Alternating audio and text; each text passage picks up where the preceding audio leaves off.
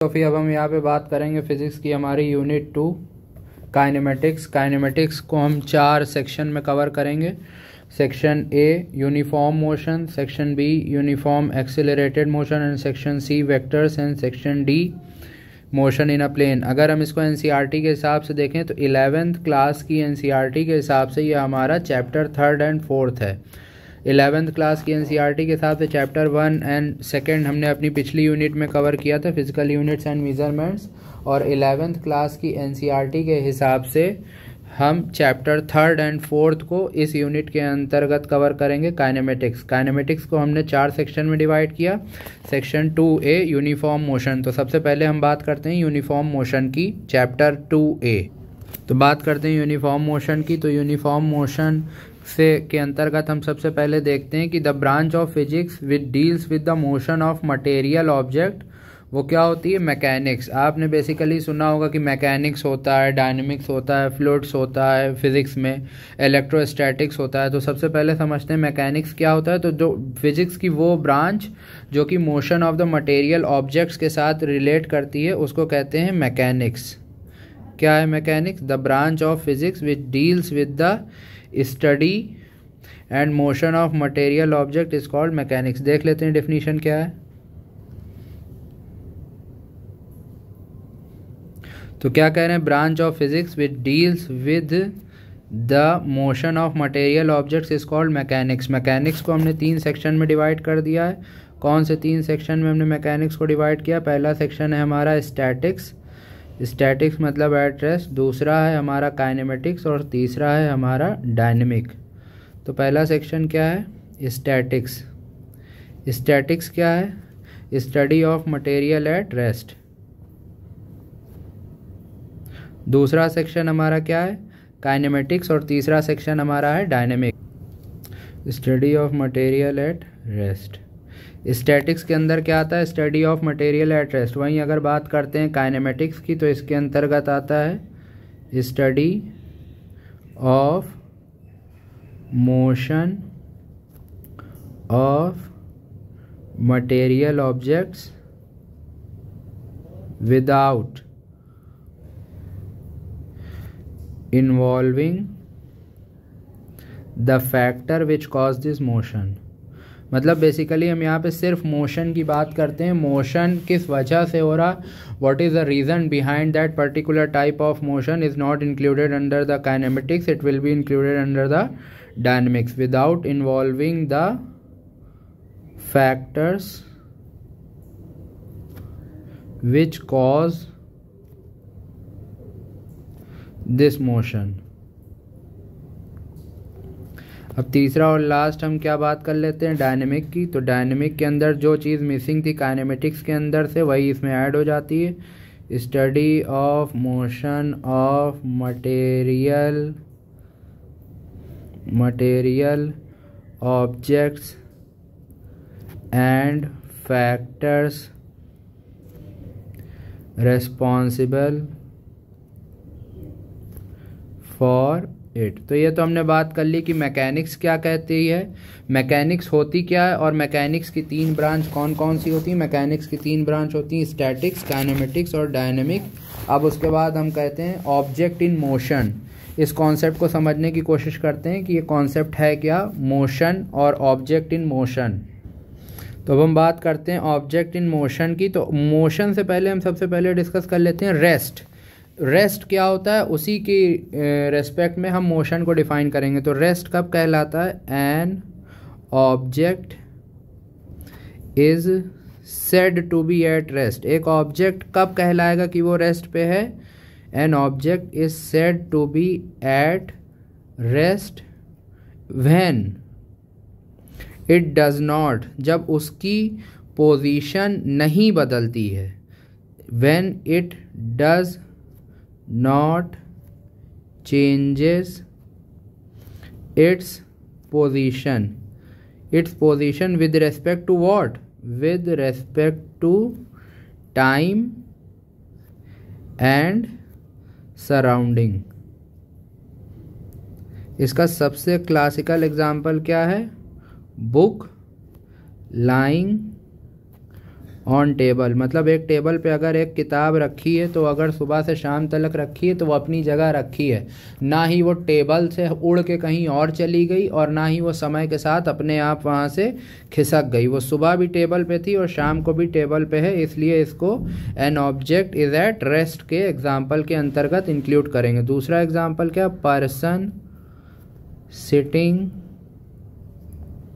In chair. For example ले लिए, हम आप जब बैठ के पढ़ते हैं तो हम घंटों घंटों एक ही जगह पे एक ही कुर्सी पे बैठे रहते हैं, अपनी टेबल चेयर पे बैठे रहते हैं, तो हम क्या कहलाएंगे, रिलेटिवली हम कहलाएंगे कि हम एट रेस्ट हैं, क्योंकि हम ना टेबल की रेस्पेक्ट में या फिर चेयर की रेस्पेक्ट में या रूम की वॉल्स के रेस्पेक्ट में हमारी पोजीशन भी नहीं चेंज हुई और हमारे टाइम की रेस्पेक्ट में भी हमारी पोजीशन नहीं चेंज हुई। सपोज़ 2 बजे से हमने पढ़ना शुरू किया तो 3 बजे भी हम उसी चेयर पे ही बैठे थे, तो इसका मतलब क्या हुआ, हम रेस्ट पे हैं। Relative to what, relative to walls, relative to time. इन दोनों पॉइंट को थोड़ा ख़ास ध्यान करिएगा कि ये जो पोजीशन होती हैं ये रिलेटिव पोजीशंस होती हैं। An object can be at rest and simultaneously it can be at motion for some other relative things, मतलब किसी एक की रेस्पेक्ट में कोई मोशन में हो सकता है तो कोई रेस्ट में हो सकता है। आगे हम एग्जांपल्स की मदद से और क्वेश्चन की मदद से इस चीज़ को बेटर एक्सप्लेन कर पाएंगे। अब हमने ये रेस्ट का कॉन्सेप्ट समझ लिया, अब हम समझते हैं motion. An object is said to be in motion if it changes its position with respect to these surroundings, मतलब जिन सराउंडिंग की रेस्पेक्ट में अभी हमने बात करी रेस्ट की, with respect to this surrounding and time, मतलब हमने जिस बेसिस पे अभी डिफाइन किया कि एक बॉडी एट रेस्ट पे है, अब हम उसी बेसिस पे क्या डिफाइन करेंगे कि एक बॉडी मोशन में है। A car moving on a road। अब समझ लीजिए यहाँ पे एक कार है,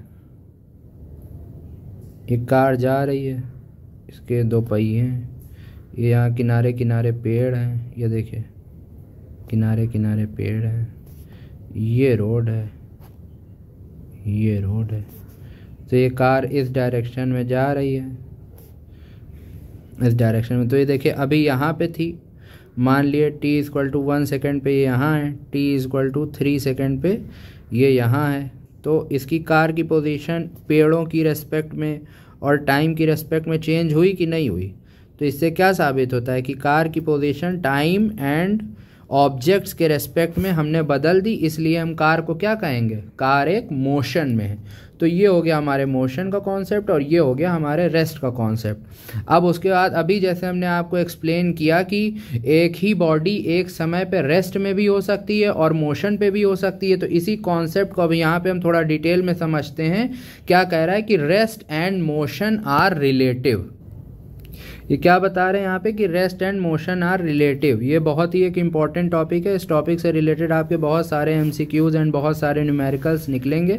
अब इसको एक्सप्लेनेशन इनका देख लेते हैं। ये क्या कह रहे हैं कि it means an object in one situation can be at rest, मतलब एक ऑब्जेक्ट किसी एक सिचुएशन में रेस्ट में हो सकता है, लेकिन उसी टाइम पे एट द सेम टाइम वो किसी और सिचुएशन या यूं कहें कि with respect to some other surrounding वो मोशन में हो सकता है। मतलब एक इंसान की रेस्पेक्ट में या एक चीज़ की रेस्पेक्ट में आप रेस्ट में हैं, लेकिन किसी और के रिलेट में अगर आपको देखा जाएगा तो आप मोशन में होंगे। इस चीज़ को पहले यहाँ पे एक्सप्लेनेशन देख लेते हैं, फिर आपको एग्जाम्पल लिख के समझाएंगे। तो क्या है एक्सप्लेनेशन, क्या है, क्या कह रहे हैं, इट मीन्स एन, क्या कहा इन्होंने यहाँ पे, it means an object in one situation can be at rest but in another situation the same object can be in motion. इसका एग्जाम्पल देखते हैं क्या दिया है। एग्जाम्पल में ये कह रहे हैं, देखिए समझने की कोशिश करिएगा। A person sitting in a moving train, एक चलती हुई रेलगाड़ी में एक इंसान जो बैठा हुआ है वो अपने सहयोगी के साथ, जो उसका सह पैसेंजर है, जो उसके साथ में यात्रा कर रहा है, जो उसके साथ का यात्री है उसके रेस्पेक्ट में वो पर्सन क्या है, वो उसी ट्रेन में बैठा है, समय के साथ भी उसी के ट्रेन में बैठा है और जगह के साथ भी उसी ट्रेन में बैठा। मान लीजिए एक ट्रेन आपकी रायबरेली से चली लखनऊ, अब रायबरेली में आपके साथ आपका एक को पैसेंजर बैठा, तो वो रायबरेली में भी आपके बगल में बैठा है और लखनऊ तक वो आपके बगल में ही बैठा है और उसी ट्रेन में बैठा है, उसी चेयर पे बैठा है। तो उस पर्सन की रेस्पेक्ट में आप क्या हुए, आप एट रेस्ट हुए। लेकिन अगर आप बाहर की सराउंडिंग की बात करें, तो बाहर के पेड़ पौधों के बारे में बात करें, तो बाहर के पेड़ पौधे, बाहर की सराउंडिंग, बाहर के एनवायरनमेंट के रेस्पेक्ट में आप इन मोशन हुए। तो इसी तरह इससे क्या साबित होता है कि rest and motion are totally relative concept. A person can be at rest and can be in motion in the same situation based on the different types of surroundings. तो अब इसी स्टेटमेंट को हम यहाँ पे लिख लेते हैं। तो एक पर्सन जो है वो रेस्ट में है with respect to other passengers but it is in motion with respect to objects outside the train। ठीक है, ये चीज़ समझ में आ गई कि रेस्ट एंड मोशन कैसे रिलेटिव हैं एक दूसरे के। अब हम अगला कॉन्सेप्ट जो यहाँ पे समझेंगे वो है टाइप ऑफ मोशंस। देखिए बहुत शॉर्ट में हम आपको ये सारी चीज़ें एक्सप्लेन कर रहे हैं ताकि जब आप MCQ लगाएं तो आपको चीज़ें थोड़ा बहुत आपके कॉन्सेप्ट्स क्लियर हों। बाकी तो आप ये समझ लिए आपका मेजर पोर्शन आपका फिज़िक्स आपका MCQ ही है और आपके न्यूमेरिकल्स हैं जो आप अभी हम आपको सॉल्व करवाएंगे। जैसे जैसे हमारा सिलेबस आगे बढ़ेगा वैसे वैसे हमारा न्यूमेरिकल्स पे कंसंट्रेशन इंक्रीज़ होगा। तो टाइप्स ऑफ मोशन में हम सबसे पहले देखते हैं रेक्टिलिनियर मोशन, और इसी को एक और नाम भी दिया जाता है रेक्टिलिनियर मोशन, या फिर इसे आप कह सकते हैं ट्रांसलेटरी मोशन। बहुत ही छोटा सा चेंज है रेक्टिलिनियर मोशन और ट्रांसलेटरी मोशन में, वही चेंज है जो समझ लिए एक पॉइंट मास ऑब्जेक्ट और एक कंप्लीट बॉडी में होता है। तो रेक्टिलिनियर मोशन ये क्या कह रहे हैं कि जो रेक्टिलिनियर मोशन होता है, रेक्टिलिनियर मोशन वो एक पॉइंट मास बॉडी होती है। जब एक पॉइंट मास बॉडी और a particle, point mass body से आप समझ रहे हैं एटम, मतलब वो छोटा सा छोटा पार्टिकल जिसको और डिवाइड ना किया जा सके उसको कहते हैं पॉइंट मास पार्टिकल। या फिर आप कह सकते हैं अगर लेंथ के टर्म में देखें तो फॉर एग्जांपल अगर ये सन है और ये अर्थ है और तो इन दोनों के बीच की इतनी ज़्यादा डिस्टेंस है कि आप अर्थ को सन की रेस्पेक्ट में एक पॉइंट मास कंसीडर कर सकते हैं। पॉइंट मास हम तब कहते हैं जब हमारी डिस्टेंस की कंपैरिजन में हमारे जो ऑब्जेक्ट का साइज़ होता है वो बहुत छोटा होता है। तो जाहिर सी बात है एक एटम के साइज़ के कंपैरिजन में आपके दो ऑब्जेक्ट के बीच की डिस्टेंस बहुत ज़्यादा हुई।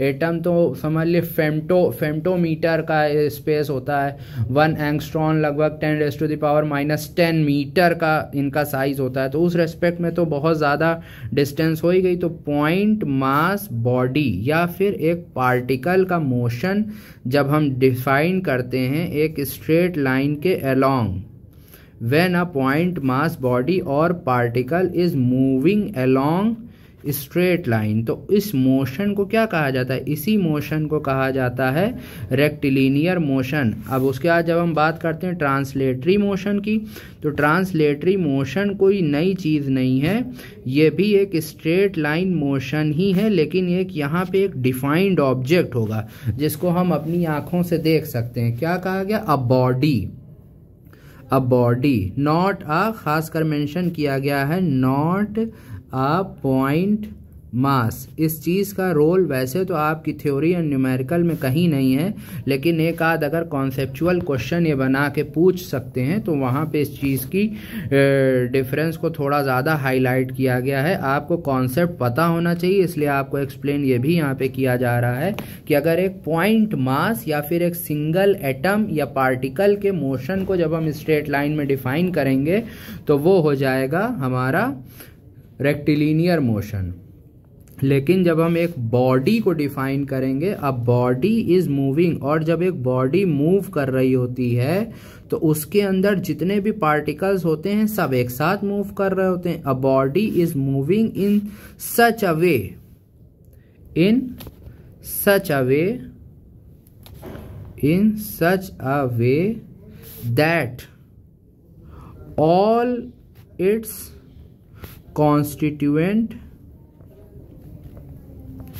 particles, मतलब वहां पे सिर्फ एक पार्टिकल जा रहा था, वन पार्टिकल, यहाँ पे पूरी बॉडी जा रही है स्ट्रेट लाइन में। तो इसका मतलब उस बॉडी के अंदर आप जानते हैं इस दुनिया में जितना भी मैटर डिफाइंड है वो सब हमारा माइक्रो पार्टिकल्स या फिर एटम्स से ही मिलके बना है। तो यही कह रहे हैं कि एक बॉडी जब मूव करती है ऐसे कि उसके सारे particles are moving in a parallel straight line, are moving in a parallel straight line. तो इस मोशन को क्या कहा जाता है? Is called translatory motion.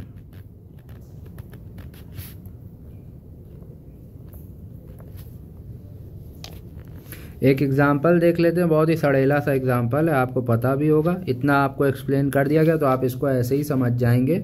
एक बॉडी है जो कि ऊपर से स्लिप करी जा रही है, एक स्लोप है, a body slipping along the inclined plane, a body slipping along the inclined plane has translatory motion.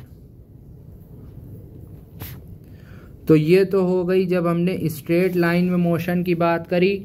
तो ये हमारा एक हो गया रेक्टिलिनियर मोशन और एक हो गया ट्रांसलेटरी मोशन। अब जब हम स्ट्रेट लाइन मोशन की बात करेंगे तो इसी तरह हम सर्कुलर मोशन की भी बात करेंगे। तो सर्कुलर या फिर रोटेटरी, यही पिछला वाला कॉन्सेप्ट इस पे भी अप्लाई होगा।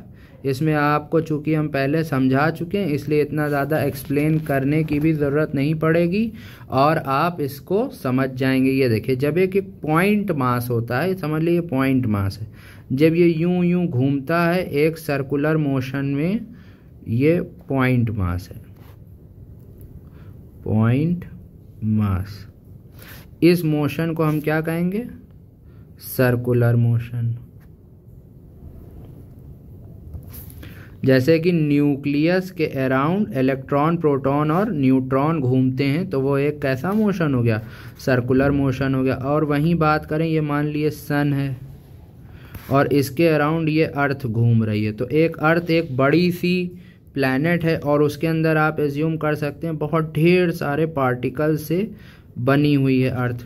तो ये जो इसका मोशन होता है सन के अराउंड, ऑल्दो तो सन के अराउंड अर्थ एक इलिप्टिकल मोशन कवर करती है, लेकिन आप यहाँ पे एज्यूम कर लें हम अर्थ को एक पार्टिकल के सेंस में ना बता के हम अर्थ को आपको एक बॉडी के सेंस में बता रहे हैं।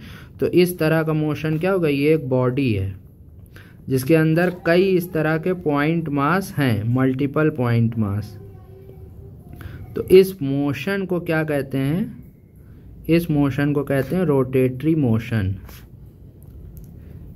बजाय चीज़ों की उन पॉइंट्स में घुसने के कि जो आपको कंफ्यूज करें, आप वो समझने की कोशिश करिए जो आपको समझाया जा रहा है। अब आप यहाँ पे ये सब फोकस ना करिए कि अर्थ तो इलिप्टिकल मोशन में चलती है, आपने सर्कुलर मोशन कैसे बता दिया। हम यहाँ पे अर्थ के मोशन को डिफाइन नहीं कर रहे हैं, हम यहाँ पे आपको समझाने की कोशिश कर रहे हैं पॉइंट मास और बॉडी का कॉन्सेप्ट। ठीक है, तो अब हम अगला टॉपिक देखते हैं। इसी तरह सेम सर्कुलर और रोटेटरी की तरह अब जो तीसरा आता है सेक्शन, ऑसिलेटरी या फिर वाइब्रेटरी। तो आपको पता है कि ऑसिलेशन या वाइब्रेशन ये एक टू एंड फ्रो टाइप का मोशन होता है।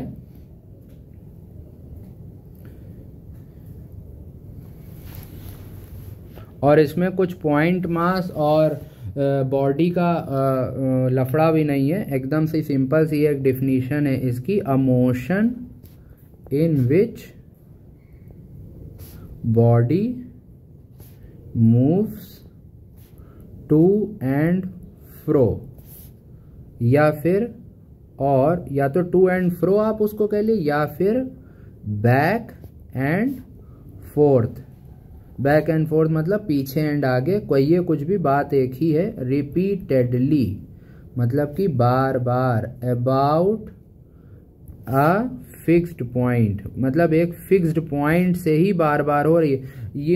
ये नहीं कि अभी आपका रोटेशन हुआ, मान लिए यहाँ पे हुआ, फिर अगला जो टू एंड फ्रो मोशन है वो 1 मीटर आगे खिसक के हुआ, तो ऐसे नहीं, एक फिक्स्ड पॉइंट के अलॉन्ग ही होता है। और उस फिक्स्ड पॉइंट को क्या कहलाया जाता है? वो फिक्स्ड पॉइंट कहलाता है मीन पोजीशन। और इस तरह के मोशन को क्या कहते हैं? Vibratory motion. एक फिक्स्ड पॉइंट और एक फिक्स्ड इंटरवल ऑफ टाइम पे होता है, इन अ डेफिनिट इंटरवल ऑफ टाइम। और इसका जो सबसे बेहतरीन और क्लासिकल एग्जांपल है वो पेंडुलम ऑफ वॉल क्लॉक। ये देखिए, अभी जो आपको पॉइंट मास का कॉन्सेप्ट समझा रहे थे तो उसकी डेफिनेशन देख लेते हैं। पॉइंट मास की क्या है? Concept of point mass. अभी आपको एक्सप्लेन किया था, जब एक पार्टिकल अपने खुद के साइज के कंपैरिजन में बहुत लंबी डिस्टेंस कवर करे तो वो कहलाता है पॉइंट मास। तो देखते हैं इसको क्या कह रहे हैं। When a particle covers, when a particle, तो जब एक पार्टिकल कवर करता है distance much greater than its own size, तो वो क्या होता है? वो एक पॉइंट मास कंसीडर किया जा सकता है। एग्जांपल देख लेते हैं। डायमीटर ऑफ अर्थ, अर्थ का diameter of earth in comparison to distance from sun. तो सन से अर्थ की डिस्टेंस बहुत ज़्यादा है, अगर आप उसके कंपैरिजन में अर्थ का साइज देखेंगे तो वो एक पॉइंट मास की तरह कंसीडर किया जा सकता है। अब आप अगला कॉन्सेप्ट यहाँ पे देख लेते हैं, मोशन इन 1, 2 एंड 3 डायमेंशन।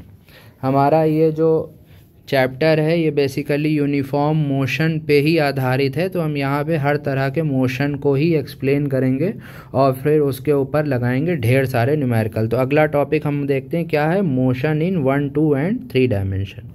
तो अब हम बात करते हैं मोशन इन 1 डायमेंशनल की। 1 डायमेंशनल मोशन क्या होता है? देखिए, इसको अगर समझने की कोशिश करेंगे तो आप जानते हैं एक एक्स एक्सिस होती है, एक वाई एक्सिस होती है। तो एक ही एक्सिस के अराउंड जब आपका मोशन होता है, या तो इस एक्सिस के अलॉन्ग या फिर इस एक्सिस के अलॉन्ग, तो ये क्या कहलाता है? ये कहलाता है मोशन इन 1 डायमेंशन। हम इसके ज़्यादा मैथमेटिकल डेप्थ में नहीं जाएंगे क्योंकि उसका यहाँ पे कोई रिलेशन नहीं है। हमें बेसिकली इसको इसलिए समझना है ताकि हम इसके न्यूमेरिकल लगा सकें और इस कॉन्सेप्ट को दिमाग में होल्ड कर सकें। तो वो आप इसको होल्ड कर पाएंगे कुछ एग्जाम्पल से जो हम आपको यहाँ पे एक्सप्लेन कर रहे हैं। तो सबसे पहला एग्जाम्पल इसका क्या है? Motion of a train. आप एक ट्रेन का मोशन देखते हैं कि वो एक पटरी पे सीधा चली जा रही होती है, ना वो कहीं मुड़ती है ना वो कहीं यू टर्न लेती है, वो बस सीधा चली जा रही होती है। तो इस तरह के मोशन को क्या कहते हैं? इस तरह के मोशन को कहते हैं मोशन ऑफ ट्रेन। इसी तरह के मोशन को कहते हैं 1 डायमेंशनल। अगला एग्जाम्पल देखते हैं क्या है। अगला एग्जाम्पल है an object dropped from a certain height above ground. आप कुछ ऊंचाई से एक सामान फेंकिए और वो वहाँ से सीधा किधर आएगा? सीधा आएगा धरती की तरफ। तो उसका भी मोशन का डायरेक्शन क्या है? बस single, downwards. An object dropped from a certain height, dropped from a certain height towards ground. एक सर्टेन हाइट से जब एक ऑब्जेक्ट को ग्राउंड की तरफ छोड़ा जाएगा तो उसका मोशन का डायरेक्शन बस कितना होगा? 1, मतलब डाउनवर्ड्स। अगला एग्जांपल देखते हैं। अ मैन वॉकिंग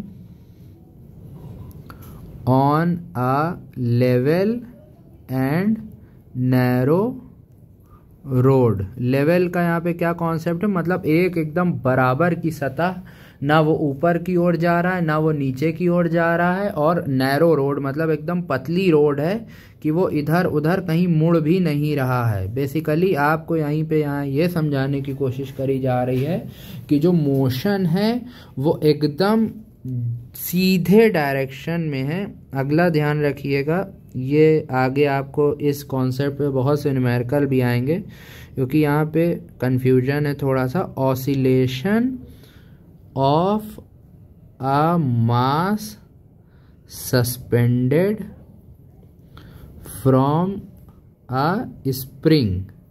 एक स्प्रिंग से जो हम मास सस्पेंड करते हैं, फॉर एग्जांपल ये हमारा एक फिक्स पॉइंट है, यहाँ से हमारी ये स्प्रिंग लटकी है और ये हमने जो मास लटकाया है इसकी बात हो रही है यहाँ पे, ये है स्प्रिंग। तो इस तरह का जो मोशन होता है ये होता है वन डायमेंशनल मोशन। यहाँ पे पेंडुलम के मोशन की बात नहीं हो रही है, यहाँ पे स्ट्रिंग नहीं है, मतलब ये रस्सी नहीं है, ये एक स्प्रिंग है। इसका मोशन यूं यूं यूं यूं यूं यूं ऊपर नीचे ऊपर नीचे ऊपर नीचे, तो या तो ये नीचे जाएगा या तो ये ऊपर जाएगा। तो ये हो गया हमारा मोशन इन वन डायमेंशन। अब हम बात करते हैं मोशन इन टू डायमेंशन की, तो उसके एग्जाम्पल देख लेते हैं। इसका एक एग्जाम्पल है, बहुत आसान सा एग्जाम्पल, इंसेक्ट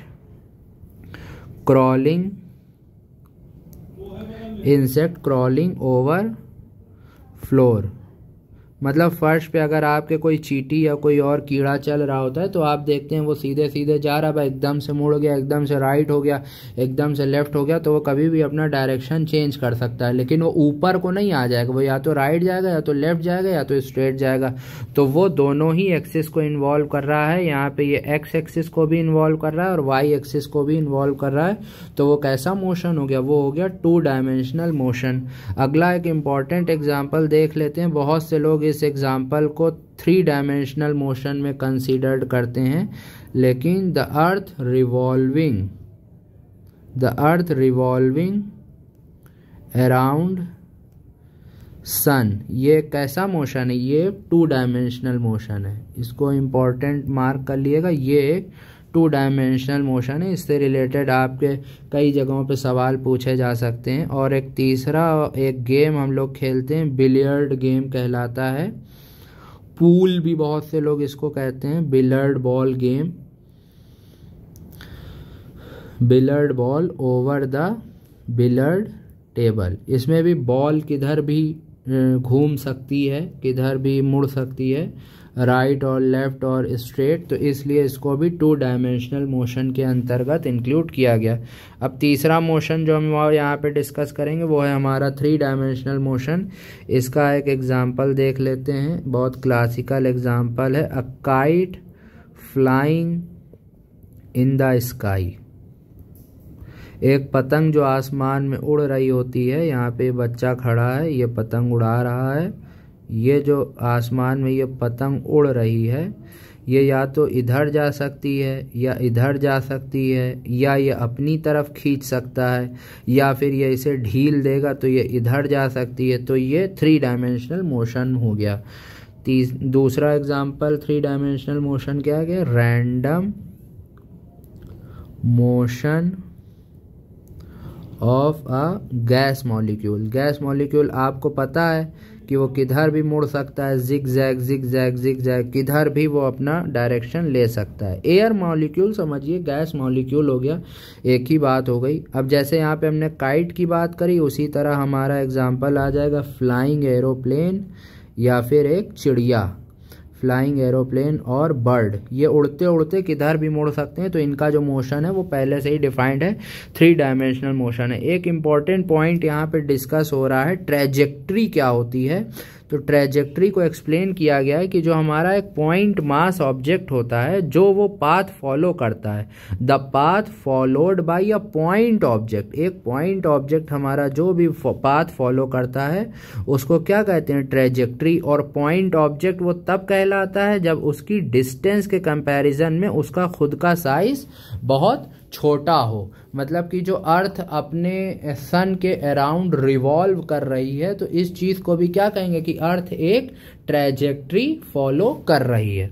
तो ये तो हो गया हमारा मोशन का डायमेंशन की वन डायमेंशनल मोशन क्या होता है, टू डायमेंशनल मोशन क्या होता है और थ्री डायमेंशनल मोशन क्या होता है।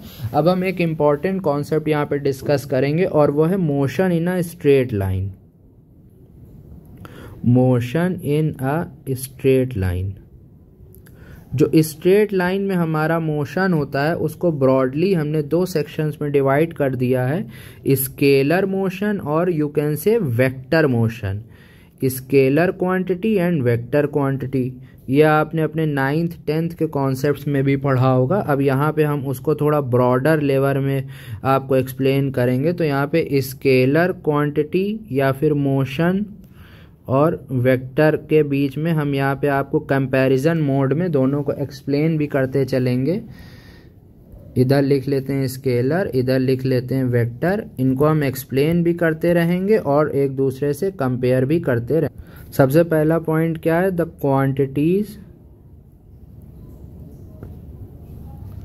विच हैव, मतलब इनके पास सिर्फ मैग्नीट्यूड होता है, ये कोई डायरेक्शन नहीं होता। विच हैव ओनली मैग्नीट्यूड, मतलब क्या काम कितना हो रहा है ये तो ये बता देंगे, लेकिन किस डायरेक्शन में हो रहा है ये इसको ये एक्सप्लेन नहीं कर पाएंगे। The quantities which have only magnitude but no direction, कोई डायरेक्शन नहीं होता, आर कॉल्ड स्केलर क्वांटिटीज। और वहीं अगर वेक्टर क्वांटिटीज का देखें तो इनके पास मैग्नीट्यूड भी होता है और डायरेक्शन भी होता है।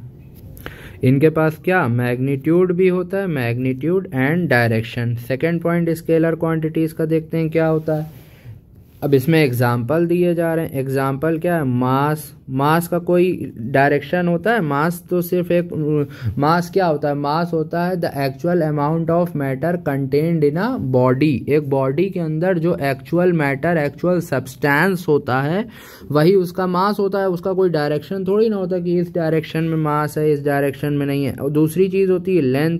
दूसरा एग्जाम्पल है लेंथ, मतलब एक रॉड है, एक रॉड की लेंथ आपने ली, ये सपोज 1 मीटर लेंथ है, तो आप उसको ये थोड़ी ना कहेंगे कि 1 metre towards south, 1 metre towards north. Similarly time, ये सब आपकी स्केलर क्वांटिटीज़ हैं। सिमिलरली डिस्टेंस, कि लखनऊ से रायबरेली की डिस्टेंस आपने बताई कि 80 किलोमीटर है, लेकिन डिस्टेंस कवर्ड, डिस्टेंस आपने बताई 80 किलोमीटर। अब लखनऊ से रायबरेली की डिस्टेंस 80 किलोमीटर। अब इस 80 किलोमीटर में बहुत बार बस इधर भी मुड़ती उधर भी मुड़ती, तो आपने यहाँ पे कोई वेक्टर क्वांटिटी, मतलब किसी तरह का आपने यहाँ पे डायरेक्शन नहीं डिफाइन किया, आपने जस्ट बताया कि ये आपकी क्या है, डिस्टेंस। तो इसलिए यहाँ पे क्या कहलाएगी, ये कि स्केलर क्वांटिटी है।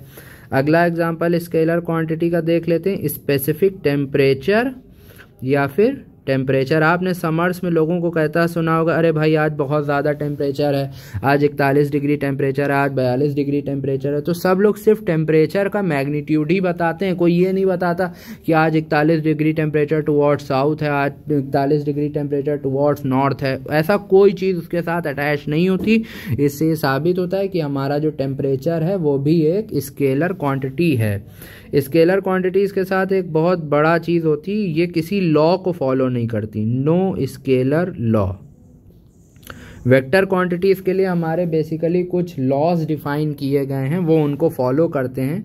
एग्जाम्पल देख लेते हैं सबसे पहले वेक्टर क्वांटिटी का। तो सबसे पहला एग्जाम्पल है वेलोसिटी, मतलब एक कार कितनी स्पीड से मूव कर रही है, साथ ही साथ किस डायरेक्शन में मूव कर रही है। जब हम इन दोनों चीज़ों को एक्सप्लेन करेंगे तो वो हमारी होगी वेलोसिटी। अगला यहाँ पे एग्जांपल है डिस्प्लेसमेंट। 2 पर्टिकुलर पॉइंट्स के बीच में जो शॉर्टेस्ट डिस्टेंस होती है उसी को कहते हैं डिस्प्लेसमेंट। तो अब भाई जाहिर सी बात है, अगर 2 फिक्स्ड पॉइंट है तो उनका पर्टिकुलर एक दूसरे के प्रति कुछ डायरेक्शन भी होगा कि वो पॉइंट इस डायरेक्शन में, वो पॉइंट इस डायरेक्शन में। तो जब हम डिस्टेंस के मैग्नीट्यूड के साथ उसका डायरेक्शन ऐड कर देते हैं तो वो हो जाता है डिस्प्लेसमेंट। उसी तरह जब हम स्पीड के मैग्नीट्यूड के साथ उसका डायरेक्शन ऐड कर देते हैं तो वो हो जाता है displacement. Other examples are acceleration, force. ये सब अभी जैसे जैसे न्यूमेरिकल आएंगे तब तब आपको ये सारी चीज़ें और क्लियर होंगी। टॉर्क, ग्रेविटेशनल इंटेंसिटी,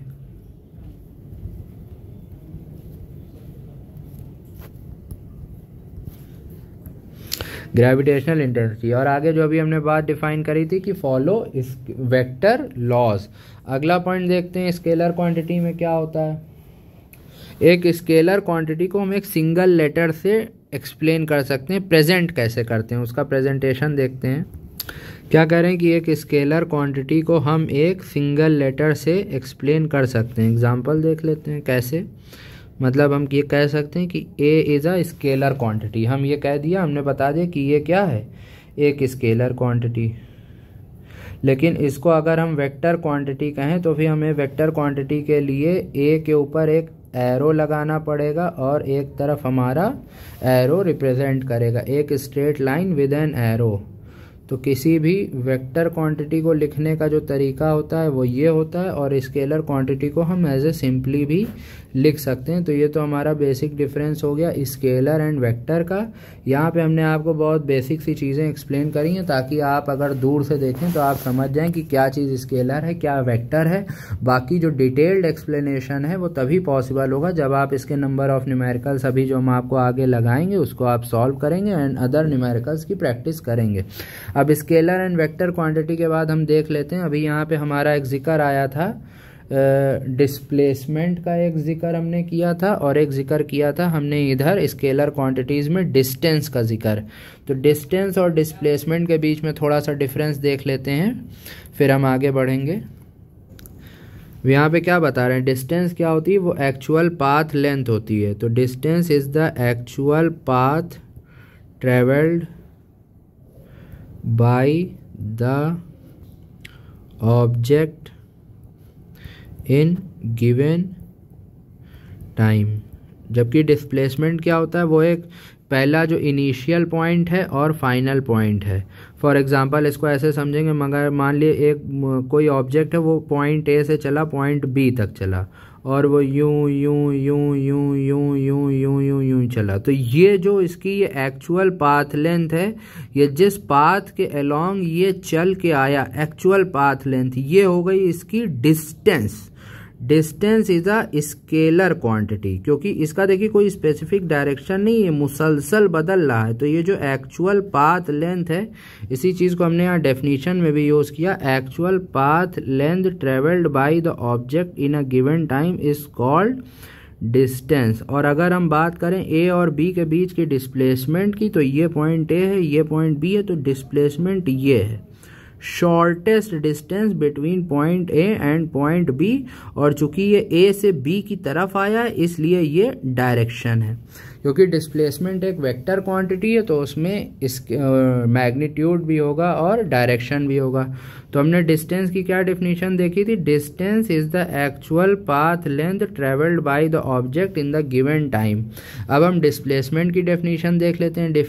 डिस्प्लेसमेंट की क्या डेफिनेशन है, शॉर्टेस्ट डिस्टेंस। ये भी एक तरह की क्या है, शॉर्टेस्ट डिस्टेंस है। Shortest distance between the initial and final position in the given time. अभी आपको एक्सप्लेन किया गया कि डिस्टेंस हमारी क्या है, एक स्केलर क्वांटिटी है। It is a scalar quantity. अभी ऊपर भी हमने आपको एग्जाम्पल दे के समझाया था कि स्केलर क्वांटिटी के अंतर्गत जो एग्जाम्पल आते हैं उसमें डिस्टेंस है, और जबकि वेक्टर क्वांटिटी है हमारी displacement, it is a vector quantity. क्योंकि इसमें क्या चिपका हुआ है साथ में, इसमें साथ में चिपका हुआ है डायरेक्शन। अगला पॉइंट देखते हैं, distance travelled by an object in a given time can never be negative और जीरो। मतलब एक ऑब्जेक्ट जो एक गिवन टाइम में डिस्टेंस कवर करता है, मान ली ये ऑब्जेक्ट ए है और ये ऑब्जेक्ट ए है, ये यहाँ से ये चला बी की तरफ, तो इसकी डायरेक्शन ये यहाँ से शुरू हुई, ये इस डायरेक्शन में चला, ये सब घूमा फिरा और ये यूं आके ए से होता हुआ बी में चिपक गया, ये वापस बी में आ गया, ये मान लीजिए ये और घूमा और ये वापस कहाँ आ गया, ए पे। तो ये ऑब्जेक्ट चला तो था ए से, वापस भी ये ए पे आ गया, लेकिन क्या इसकी डिस्टेंस कवर्ड ज़ीरो है, नहीं, क्योंकि इसने ये देखिए ये इतना लंबा इसने ये सब पाथ कवर किया। तो ये और डिस्टेंस का हमने आपको क्या डेफिनेशन बताई थी, distance is the actual path length covered by the object. तो जब इसने इतनी लंबी पाथ लेंथ कवर करी तो इसका मतलब अगर ये वापस से अपने बिगिनिंग पॉइंट पे भी आ जाए तो भी डिस्टेंस कभी भी ज़ीरो नहीं होगी, ना ही निगेटिव होगी, उसकी हमेशा कुछ ना कुछ पॉजिटिव वैल्यू होगी। ये तो हो गई डिस्टेंस की बात। डिस्टेंस को हमने जैसे डिफाइन किया कि distance can never be zero. लेकिन अब डिस्प्लेसमेंट की बात करते हैं। मान लिए एक सर्कुलर मोशन है, एक बॉडी यहाँ से चली यूँ वापस आ गई इसी जगह पे, तो ए से चला और ए से वापस आ गया। और इसका जो होता है, इसका डिस्प्लेसमेंट की हमने डेफिनेशन क्या देखी थी, shortest distance from the initial point two the final point. तो यहाँ पे हमारा इनिशियल पॉइंट भी है, फाइनल पॉइंट भी है, और इन दोनों के बीच में शॉर्टेस्ट डिस्टेंस क्या है, ज़ीरो। तो इसका मतलब क्या होता है, डिस्प्लेसमेंट कैन बी ज़ीरो, लेकिन डिस्टेंस कभी भी आपकी ज़ीरो नहीं हो सकती। इसी कॉन्सेप्ट को आपको यहाँ पे समझाना था, देख लेते हैं। क्या कह रहे हैं कि जो डिस्प्लेसमेंट होता है वो या तो पॉजिटिव भी हो सकता है, निगेटिव भी हो सकता है, या फिर ये ज़ीरो भी हो सकता है। ये क्या बता रहे हैं कि डिस्टेंस जो कवर होता है, distance cover can be greater. मान लिया अगर किसी एक बॉडी ने स्ट्रेट लाइन में ही डिस्टेंस कवर करी, कैन बी ग्रेटर देन और इक्वल टू, तो वहाँ पे डिस्प्लेसमेंट किसके बराबर हो जाएगा, डिस्टेंस के बराबर। लेकिन कभी भी डिस्टेंस डिस्प्लेसमेंट से कम नहीं हो सकती। कैन बी ग्रेटर देन और equal to displacement but never less than. उसी तरह यहाँ पे displacement can be less than और equal to distance but never more than. ठीक है, ये थे हमारे कुछ बेसिक कॉन्सेप्ट डिस्टेंस और डिस्प्लेसमेंट के बीच में अंडरस्टैंड करने के लिए। अब हम कुछ फार्मूलाज को यहाँ पे डिस्कस कर लेते हैं। स्पीड के फार्मूलाज को, वेलोसिटी के फार्मूलाज को, रिलेटिव स्पीड और रिलेटिव वेलोसिटी को, कॉन्सेप्ट को। अगर दो हमारी बॉडी एक सेम डायरेक्शन में जा रही हैं तो वहाँ पे रिलेटिव स्पीड का फार्मूला क्या होगा। अगर अपोजिट डायरेक्शन में जा रही हैं तो वहाँ पे रिलेटिव स्पीड का फार्मूला क्या होगा। तो सबसे पहले देखते हैं स्पीड का फार्मूला क्या है। स्पीड का फार्मूला है अभी जो हमने ऊपर बात करी थी, टोटल पाथ लेंथ या फिर total distance, total path length या फिर डिस्टेंस, टोटल पाथ लेंथ या फिर total distance upon time taken. अब इसी में यूनिफॉर्म स्पीड की अगर हम बात करें तो यूनिफॉर्म स्पीड क्या होती है। यूनिफॉर्म स्पीड हमारी होती है if a body covers equal distance in equal interval of time. बहुत सिंपल है। अगला देखते हैं, वेरिएबल स्पीड कब होती है। Variable speed if a body covers equal distance in unequal interval of time या फिर वाइस वर्सा। अगला देख लेते हैं क्या है, एवरेज स्पीड। एवरेज स्पीड का कॉन्सेप्ट काफ़ी इंपॉर्टेंट है। इस कॉन्सेप्ट से रिलेटेड आपके कई न्यूमेरिकल्स आते हैं। एवरेज स्पीड क्या होती है, total distance covered upon total time taken. अभी आपने ऊपर से फॉर्मूला देखा था, स्पीड का फॉर्मूला क्या देखा था, speed equal to distance upon time. तो डिस्टेंस का फॉर्मूला आप यहाँ से डिराइव कर लेंगे। डिस्टेंस कैसे निकाल सकते हैं, distance equal to speed into time. ठीक है, तो यहाँ पे हम क्या बात कर रहे हैं, टोटल डिस्टेंस। मतलब यहाँ पे एक बॉडी है जो अलग अलग स्पीड से चली है अलग अलग टाइम पे, तो v1 t1 plus v2 t2। यहाँ पे v1 है first velocity into first interval of time plus second velocity into second interval of time. इस कॉन्सेप्ट को अभी आप जब न्यूमेरिकल लगाएंगे तो बहुत अच्छे से समझ पाएंगे। और plus upon total time taken, ये हो गया हमारा एवरेज स्पीड का कॉन्सेप्ट। अगला जो हमारा कॉन्सेप्ट आता है वो है वेलोसिटी। ये तो स्पीड का कॉन्सेप्ट हो गया। अब वेलोसिटी का कॉन्सेप्ट देख लेते हैं। वेलोसिटी क्या होती है? तो हमने जैसे आपको बताया था स्पीड का फॉर्मूला क्या होता है, डिस्टेंस अपॉन टाइम होता है। उसी तरह डिस्टेंस की जगह यहाँ पे डिस्टेंस का एनालॉग आ जाएगा vector analog displacement upon time. ये हमारा वेलोसिटी का फॉर्मूला हो जाएगा। अब जब हम वेलोसिटी की बात कर रहे हैं तो फिर हम रिलेटिव वेलोसिटी की भी बात कर लें। रिलेटिव वेलोसिटी मतलब हमेशा किसी ना किसी के रिलेशन में होगी, मतलब यहाँ पे हमेशा टू बॉडीज इन्वॉल्व होंगी। मान लिए सपोज कर लेते हैं A and B are two bodies in motion. अगर एक बॉडी ए है और एक बॉडी बी है, ए यहाँ पे मान लिए किसी भी रफ्तार से जा रही है। आप अपने दिमाग में सपोज करिए कि ए जो यहाँ पे एक डायरेक्शन में जा रही है। हमेशा ध्यान रखिएगा यहाँ पे रिलेटिव वेलोसिटी का कॉन्सेप्ट यहाँ पे डिस्कस हो रहा है, स्पीड का कॉन्सेप्ट नहीं है। तो इसका मतलब हमेशा इसमें एक डायरेक्शन होगा। मान लिए ए जो है वो एक 20 किलोमीटर पर आवर की स्पीड से एक डायरेक्शन में जा रही है, तो वहीं पे अगर बी उसी डायरेक्शन में जा रही तो वो 10 किलोमीटर पर आवर की स्पीड से जा रही है। तो when the direction is same, when the direction is same, तो relative velocity of B with respect to relative velocity of A with respect to B. अब यहाँ पे जो ए जा रहा है वो 20 किलोमीटर की रफ्तार से जा रहा है, बी जा रहा है 10 किलोमीटर की रफ्तार से, तो V A minus V B. तो वी ये जो 20 किलोमीटर की रफ्तार है ये तो सराउंडिंग के हिसाब से है ना ए की रफ्तार, उसी तरह ये जो 10 किलोमीटर पर रफ्तार है तो सराउंडिंग के हिसाब से बी की रफ्तार। अब हम यहाँ पे निकाल रहे हैं ए की वेलोसिटी बी के रेस्पेक्ट में, मतलब बी के रिलेशन में। तो यहाँ पे 20 माइनस 10 कर देंगे तो जो ए की स्पीड है वो 10 किलोमीटर पर आवर है बी के रेस्पेक्ट में in the direction of B, जिस डायरेक्शन में जा रहे हैं। ये बात ध्यान रखिएगा, डायरेक्शन से पूरा फॉर्मूला बदल जाता है। जब दोनों बॉडी हमारी सेम डायरेक्शन में होंगी तो वहाँ पे रिलेटिव वेलोसिटी के लिए हम माइनस करेंगे।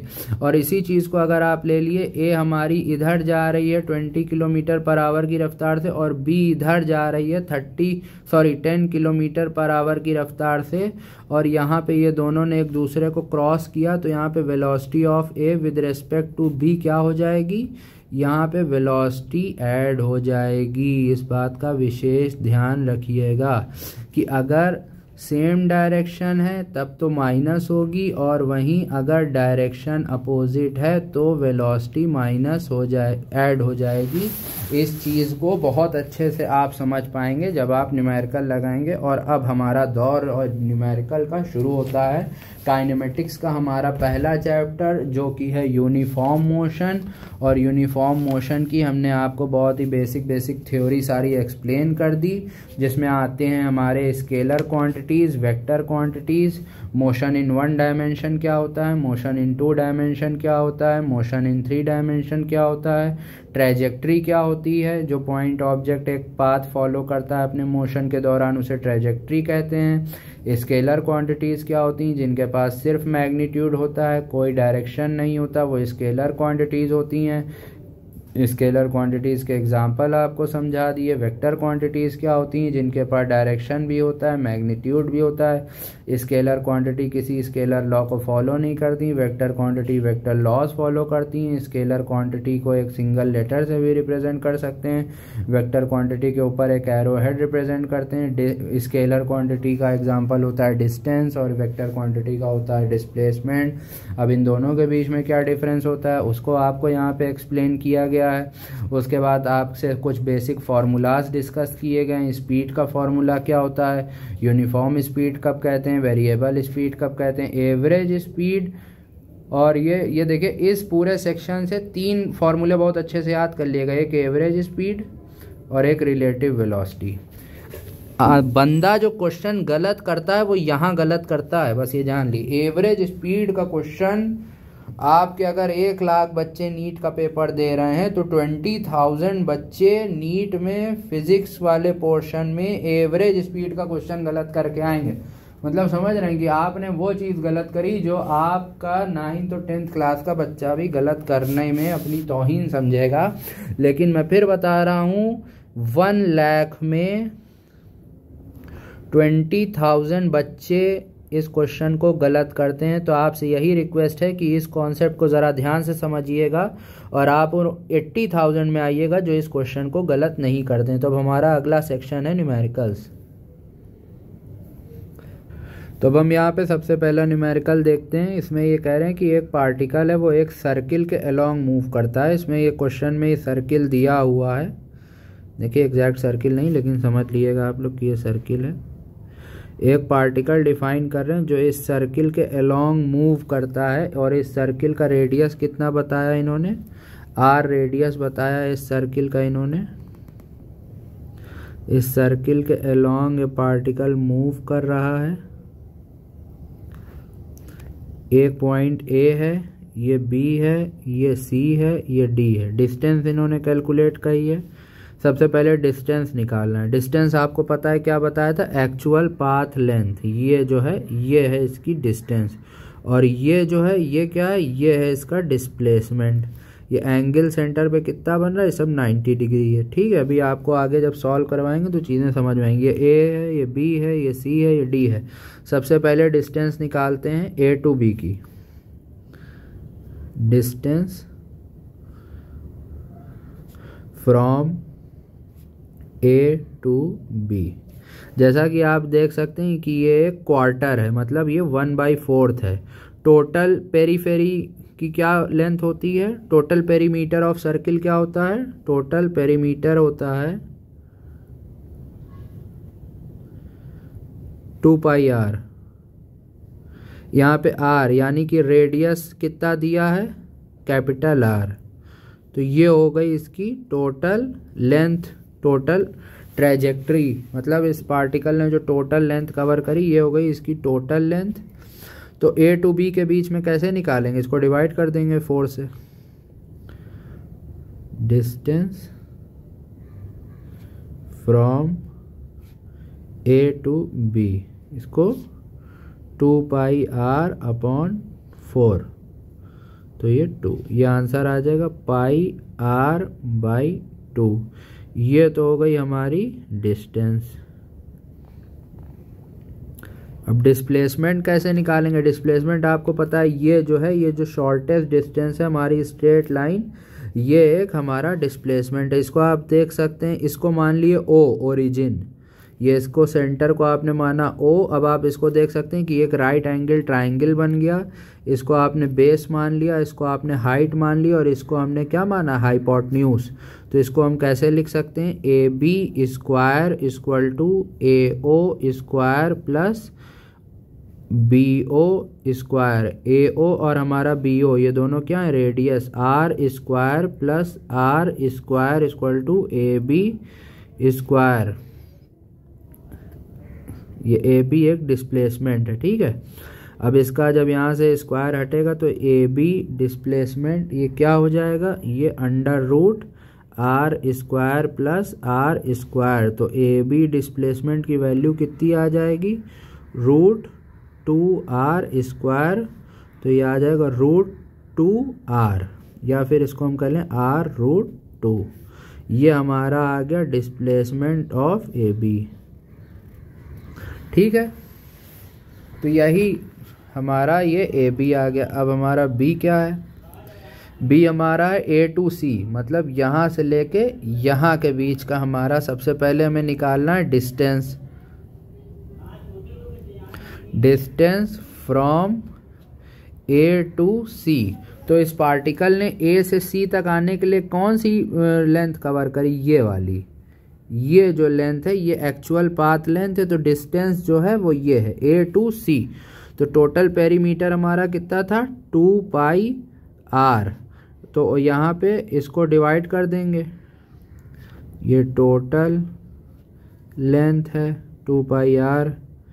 Distance from A to C है 2πr अपॉन 2। तो ये कितना हो जाएगा, πr। अब बात करते हैं डिस्प्लेसमेंट की। तो डिस्प्लेसमेंट आपको बताया था, displacement is the shortest distance.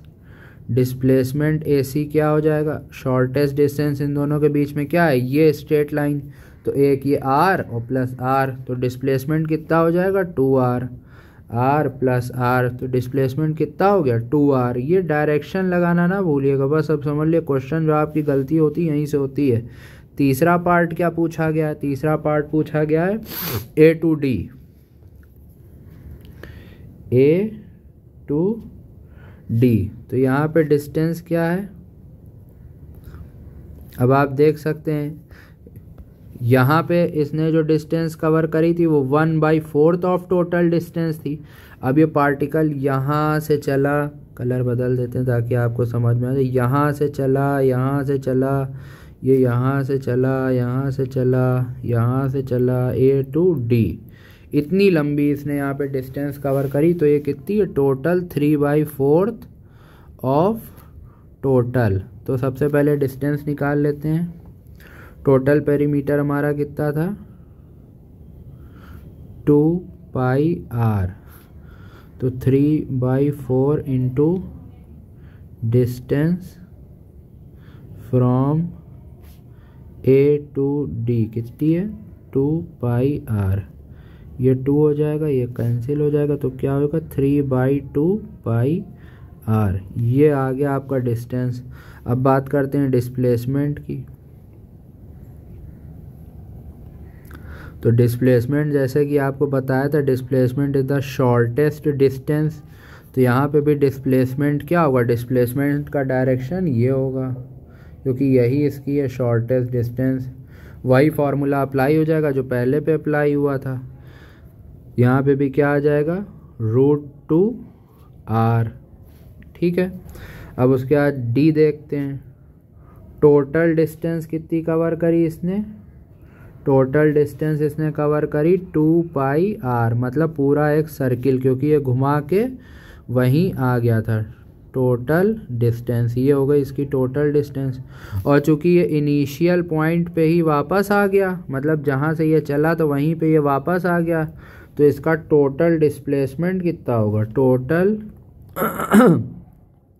Displacement, ये टोटल डिस्प्लेसमेंट क्या हो गया 0, क्योंकि initial position is equal to final position. अभी जो कॉन्सेप्ट हमने आपको एक्सप्लेन किया था, डिस्टेंस और डिस्प्लेसमेंट का जो डिफरेंशिएशन आपको एक्सप्लेन किया था, वो चीज़ें इस क्वेश्चन में क्लियर हो गई। इसको फिर से देख लेते हैं ऊपर से नीचे तक।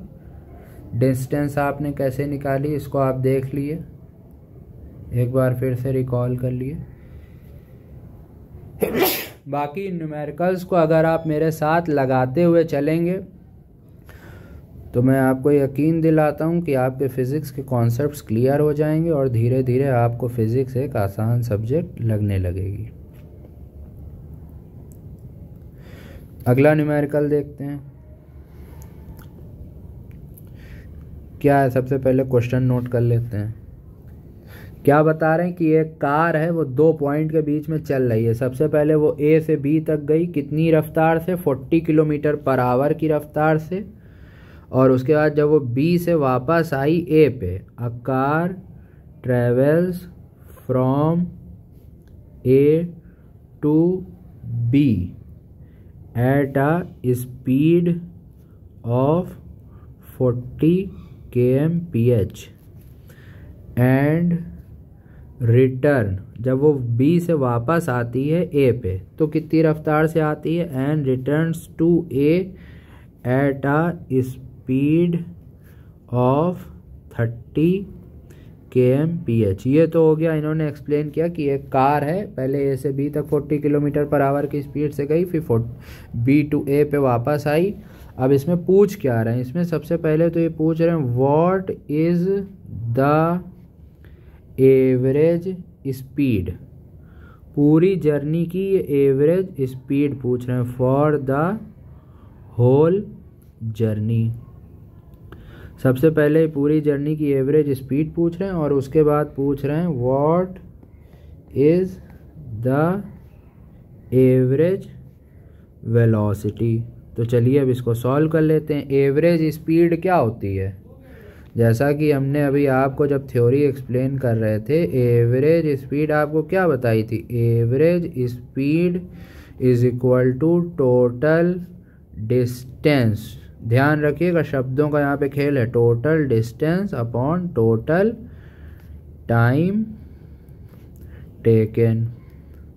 तो सपोज कार ए से बी तक एक रफ्तार में गई, 40 किलोमीटर पर आवर की रफ्तार में वो ए से बी तक गई, उसके बाद वो बी से ए तक आई कितनी रफ्तार में,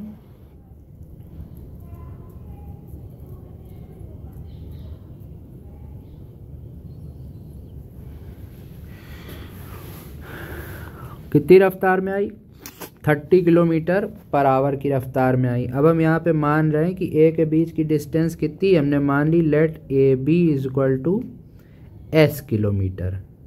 कितनी डिस्टेंस है, एस किलोमीटर। तो टाइम कितना लगा, टाइम टेकन, भाई हमारा एवरेज स्पीड का फॉर्मूला क्या था, total distance upon total time. तो टाइम तो यहाँ पे दिया नहीं, तो टाइम निकालते हैं। तो हमने माना कि जो ए से बीच की डिस्टेंस है वो कितनी है, एस किलोमीटर। तो टाइम कितना लगा, टाइम का फॉर्मूला क्या होता है, डिस्टेंस अपॉन स्पीड। डिस्टेंस हमने मानी एस और स्पीड है हमारी 40 kmph। तो यहाँ पे जो हमारा T1 यानी जो फर्स्ट टाइम लगा हमारी फर्स्ट जर्नी में वो है S/40 सेकेंड्स। या इसको ना भी लिखें तो आप बस इतना जान लीजिए कि जो हमारा T1 है वो S/40 है। सेकेंड और मिनट नहीं डिफाइन कर सकते हैं क्योंकि यहाँ पे एक्चुअल क्वांटिटी नहीं दी है। उसी तरह when body moves from B to A, अब जब B से A के बीच में गई तब भी डिस्टेंस कितनी है, टोटल डिस्टेंस तो सेम ही रहेगी ना, पाथ तो उसने वही सेम कवर किया S किलोमीटर। अब यहाँ पे स्पीड बदल गई, स्पीड लौटते में कितनी थी 30 kmph। तो फिर यहाँ पे हमारा T2 क्या हो जाएगा, T2 हो जाएगा हमारा S/30। अब चलिए फॉर्मूले में इसको पुट कर देते हैं। एवरेज स्पीड हमारी क्या थी, एवरेज स्पीड हमारी थी total distance upon total time. Total distance हमारी कैसे कैलकुलेट होगी, सबसे पहले ये कार जो थी ये ए से बी गई तो ये S किलोमीटर चली, और उसके बाद फिर B से वापस आई A पे तो फिर ये S किलोमीटर चली। तो टोटल डिस्टेंस यहाँ पे कितनी हो गई, टोटल डिस्टेंस हो गई हमारी, एक जाने वाली है सो एक लौटने वाली है, तो टोटल डिस्टेंस हो गई 2S kilometre. 2S upon time हमारा है T1 plus T2। 2S upon T1 क्या है हमारा S/40 प्लस S/30। अब इसको हम सॉल्व कर लेंगे। अगर आपको ये सॉल्व करना नहीं आता है, ये सिंपल सी मैथमेटिक्स का क्वेश्चन सॉल्व करना नहीं आता है, तो हम इसमें आपका कुछ नहीं कर सकते हैं। 40 और 30 का एलसीएम आया 120, 4 3 120, तो इसका मतलब 3S और प्लस 4S। इसके बाद 2S/7S/120, ये ऊपर जाएगा तो मल्टीप्लाई हो जाएगा 2S इंटू 120/7S। S से S कट जाएगा, ये हमारा आ जाएगा 240/7, या इसको हम लिख सकते हैं 34.3 किलोमीटर पर आवर। ये हमारी क्या आ गई, एवरेज स्पीड। अगर आपको देखिए मैथमेटिक्स का ये सिंपल सा सोल्यूशन नहीं करना आता, सॉल्व करना नहीं आता आपको, डिवीजन में कैसे सॉल्व करेंगे, ऐड कैसे करेंगे आप, तो हम इसमें आपका कुछ नहीं कर सकते हैं। अगला जो हमारा ये थी हमारी एवरेज स्पीड। एवरेज स्पीड कैसे निकाली, total distance upon total time. अगला जो हमने यहाँ पे कॉन्सेप्ट डिस्कस करना है वो सेकंड क्वेश्चन हमें सॉल्व करना है। क्या कह रहे हैं, एवरेज वेलोसिटी। तो वेलोसिटी क्या है क्वेश्चन, ये देखिए क्या कह रहे हैं कि एवरेज स्पीड निकाल लिए पहले कार के लिए जो A से B गई और फिर B से A आ गई, उसके लिए पहले एवरेज स्पीड निकाल लिए, फिर अब एवरेज वेलोसिटी निकाल लिए। एवरेज वेलोसिटी का फॉर्मूला क्या होता है भाई, आपको समझाया था average velocity is equal to total displacement. Displacement शब्द पे ध्यान दिएगा, total displacement upon total time. Displacement क्या होता है? डिस्प्लेसमेंट होता है actual shortest distance between two points. तो यहाँ पे कार हमारी ए से बी गई पहले और फिर बी से ए आ गई, तो यहाँ पे जो डिस्प्लेसमेंट है वो तो जीरो हो गया ना। कार अपने इनिशियल पॉइंट पे वापस आ गई तो डिस्प्लेसमेंट तो हमारा ज़ीरो हो गया।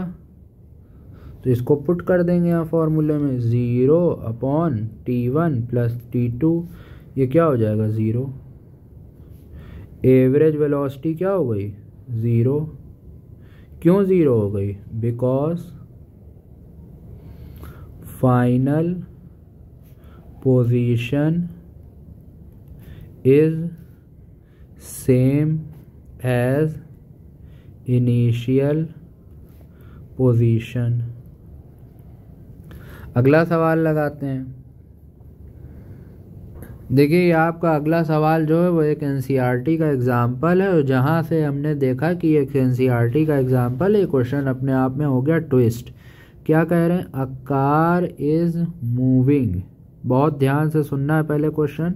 A car is moving along a straight line. NCERT का क्वेश्चन थोड़ा घुमा के होता ही है। Straight line OP, it moves from O to P in 18 seconds and returns। देखिए O से P तक वो गई पहले कितनी देर में? 18 सेकेंड। लेकिन जब वो रिटर्न करी and return from P to Q, मतलब बीच में कहीं एक रास्ते में पॉइंट था Q, वहीं पे वो रुक गई। Return from P to Q in 6 seconds. अब आगे मेजरमेंट दी जा रही है, where OP is equal to 360 metre, OQ is equal to 240 metre. अब सवाल पूछ रहे हैं what are average velocity and average speed. मतलब एवरेज वेलोसिटी भी पूछ रहे हैं, एवरेज स्पीड भी पूछ रहे हैं। कब? पहला फ्रॉम O टू P और दूसरा from O to P and back to Q। तो देखिए सबसे पहले तो इसका हम एक लाइन डायग्राम बना लें जिससे हमें थोड़ा क्वेश्चन समझने में आसानी रहे। ये क्या कह रहे हैं? एक पॉइंट O है, एक पॉइंट P है। इसे सपोज करिए O, इसे सपोज करिए P। इन दोनों के बीच में एक कार जा रही है और वो O से P तक कितनी देर में पहुंची? 18 सेकेंड्स में। और आगे इन्होंने डिफाइन किया O से P की डिस्टेंस हमारी कितनी है? ये है हमारी 360 मीटर। अब हम सपोज कर रहे हैं यहाँ पे कोई एक पॉइंट Q है और इन्होंने क्या बताया? O से Q के बीच की डिस्टेंस क्या है? 240 मीटर। तो फिर इसका मतलब जो ये बात ध्यान रखिएगा कि अब बहुत से लोग सवाल कर सकते हैं कि सर आपने Q को OP के अलॉन्ग ही क्यों लिया, यहाँ कहीं स्पेस में क्यों नहीं ले लिया? क्योंकि देखिए क्वेश्चन में क्या लिखा है? A car is moving along a straight line, मतलब एक स्ट्रेट लाइन के अलॉन्ग ही मूव कर रही। इसका मतलब Q जो पॉइंट है वो इसी OP के बीच में ही कहीं है। तो हमारी OQ की डिस्टेंस कितनी दी है? 240 मीटर। तो हम ऑटोमेटिक निकाल लेंगे कि हमारी PQ की डिस्टेंस कितनी है या डिस्प्लेसमेंट ये कितना है? ये है हमारा 120 मीटर। तो अब हम यहाँ से सवाल लगा लेते हैं। सबसे पहले ये क्या पूछ रहे हैं? O टू P, O से लेके P के बीच में हमसे क्या पूछ रहे हैं? Average velocity. यहाँ पे हम देख सकते हैं टाइम कितना दिया है। O से P के लिए हमारे पास टाइम कितना दिया है? 18 सेकेंड। टोटल जो पाथ लेंथ है, पाथ लेंथ या फिर डिस्प्लेसमेंट कितना दिया है? 360 मीटर। तो एवरेज वेलोसिटी क्या हो जाएगी? Displacement upon time. क्या हो जाएगी 20 metre per second inverse along OP, मतलब किस डायरेक्शन में, O to P के डायरेक्शन में। यहाँ पे डायरेक्शन का ध्यान रखिएगा क्योंकि ये वेलोसिटी पूछ रहे हैं। अब वहीं एवरेज स्पीड की बात करते हैं। तो जैसा कि हम यहाँ पे देख सकते हैं कि यहाँ पे हमारी कार का जो मोशन है वो एक स्ट्रेट लाइन में है, तो हमारा टाइम 18 सेकेंड में, वही डिस्टेंस भी है, वही डिस्प्लेसमेंट भी है। आपको जब हम कॉन्सेप्ट समझा रहे थे तो हमने आपको बताया था कि डिस्टेंस और डिस्प्लेसमेंट एक दूसरे के इक्वल टू हो सकते हैं। तो यहाँ पे जो हमारी डिस्टेंस है वो कितनी है 360 मीटर। तो एवरेज स्पीड का फॉर्मूला क्या हो जाएगा, average speed equal to 360 metre upon 18 equal to 20 metre per second inverse. तो ये अगर हम यहाँ पे स्लैश लगा देंगे तो ये हो जाएगा 20 मीटर पर सेकेंड। ये तो हो गया हमारा पहला पार्ट। अब सेकेंड पार्ट लेते हैं, O to P and back to Q। तो सबसे पहले हम निकाल लेते हैं एवरेज स्पीड। स्पीड क्या थी, total path length, total path length upon total time taken. तो यहाँ पे टोटल पाथ लेंथ हमारी क्या है OP plus back to Q यानी कि PQ, और अपॉन टोटल टाइम। टाइम हमारा दिया है कि OP के बीच का दौरान का टाइम हमारा कितना था, OP के बीच का टाइम था हमारा 18 सेकेंड, और जो हमारी कार वापस आई है P to Q उतनी देर में कितना टाइम लगा 6 सेकेंड। तो टाइम हमारा दिया हुआ है, डिस्टेंस हमने निकाल ली है लाइन डायग्राम से। ये देख सकते हैं आप OP के बीच की डिस्टेंस है OP के बीच की डिस्टेंस है 360 मीटर, और वापस जब हम PQ तक आएंगे तो उसकी डिस्टेंस है 120 मीटर। तो 360 प्लस 120 अपॉन 18 प्लस 6, यह आ गया आपका 480 अपॉन 24, और यह आ गया आपका 20 मीटर पर सेकेंड। ये आ गई आपकी एवरेज स्पीड O से P तक की और बैक टू Q तक की। अब एवरेज वेलोसिटी निकालते हैं। एवरेज वेलोसिटी है हमारी डिस्प्लेसमेंट अपॉन टाइम। डिस्प्लेसमेंट आप जैसा कि देख सकते हैं कि यहाँ पे हमारी कार जो है उसी रूट पे वापस आ रही थी, तो डिस्प्लेसमेंट यहाँ पे हमारा कम हो जाएगा। क्या है डिस्प्लेसमेंट बचा, OQ की लेंथ हमारी कितनी दी है 240 मीटर। तो डिस्प्लेसमेंट हमारा हो जाएगा 240 अपॉन टोटल टाइम कितना लगा था, अभी हमने ऊपर देखा था 24 सेकेंड्स। तो ये क्या हो जाएगा 10 मीटर पर सेकेंड।